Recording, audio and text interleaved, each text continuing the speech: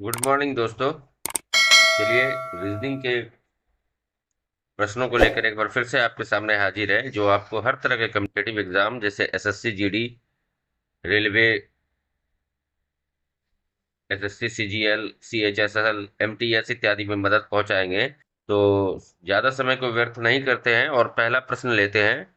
ये श्रृंखला का प्रश्न है, नंबर एनालॉजी में। मतलब इसमें क्या है कि ये श्रृंखला दी हुई है 102, 110, 126, 150, 182। तो ये प्रश्नवाचक के स्थान पर कौन सी संख्या आएगी? तो इसको सॉल्व करने के लिए क्या करते हैं कि यहां से इसके अंतर को देखते हैं।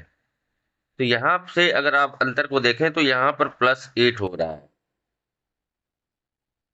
फिर यहां से यहां जाइएगा आप, तो देखिए ये +16 हो रहा है। फिर 126 150 में जाएंगे तो +24 हो रहा है। ठीक है।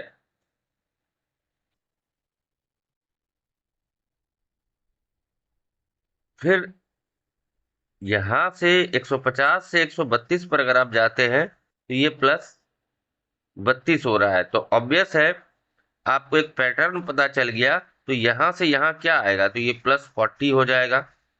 और जब +40 होगा तो यहां पर कौन सी संख्या आएगी? तो 182 में +40 करेंगे तो आपका हो जाएगा 222, जो कि आपका ऑप्शन नंबर डी में दिया हुआ है। इसका मतलब ऑप्शन नंबर डी इसका करेक्ट आंसर हो जाएगा। चलिए, अगला प्रश्न कहता है, उस संख्या युग्म का चयन करें जिसका संबंध दिए गए संख्या युग्म के संबंध शब्दों के बीच है। और यहाँ प्रश्न में है 216:243। ये जो प्रश्न है सीपीओ 2019 में पूछा गया है, प्रीवियस ईयर का क्वेश्चन है। तो क्या करते हैं इसके लिए? तो इसको समझने का प्रयास करते हैं कि 216:243 कैसे आया। ठीक है, 216:243 कैसे आया? तो देखिए, 216 जो है ये आपका 6 का क्यूब है, और 243 जो है ये 7 का क्यूब है। तो इस दोनों के बीच क्या है? इस दोनों के बीच एक का अंतर है। ठीक है, एक का अंतर है। मतलब यहाँ पे +1 भी कह सकते हैं आप, +1 एक का अंतर है। तो यहां पर अगर आप देखें तो ये तो 6 का क्यूब है, लेकिन ये जो है अगला जो है, यहाँ पर 7 का क्यूब होना चाहिए था, लेकिन ये 7 का क्यूब नहीं है। इसका मतलब ये गलत हो जाएगा। और ये जो संख्या बी में दी हुई है, ये 1331, ये किसी का भी युग क्यूब नहीं है। इसका मतलब ये नहीं होगा। फिर 27 है, तो 27 जो है ये 3 का क्यूब है। और आपका 125 जो है ये 5 का क्यूब है। लेकिन इस दोनों के बीच जो है, आप देखिएगा तो 2 का अंतर है। और 8 है फिर, तो 8 जो है ये 2 का क्यूब है। और 27 है तो ये 3 का क्यूब है। मतलब इस दोनों के बीच जो है एक का अंतर है, जो कि हमारे इससे मिलता है, प्रश्न में दिए गए युग्म से मिलता है। इसका मतलब ऑप्शन नंबर डी जो है इसका करेक्ट आंसर हो जाएगा। अगला प्रश्न है हमारा, नीचे दिए गए विकल्पों में से लुप्त संख्या को ज्ञात करें। ये जो प्रश्न है एमटीएस 2008 में पूछा जा चुका है।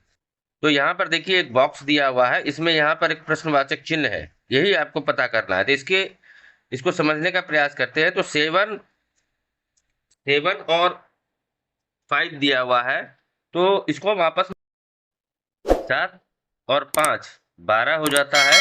और इसका स्क्वायर जब आप करेंगे तो ये 144 हो जाता है, जो कि यहाँ पर दिया हुआ है। फिर हम 9 + 4 करेंगे तो ये 13 हो जाएगा। इसका स्क्वायर करेंगे तो 169 आएगा, जो कि यहाँ पर दिया हुआ है। उसी प्रकार यहाँ पे करते हैं, तो यहाँ करने के लिए क्या है? संख्या 8 और 6 है।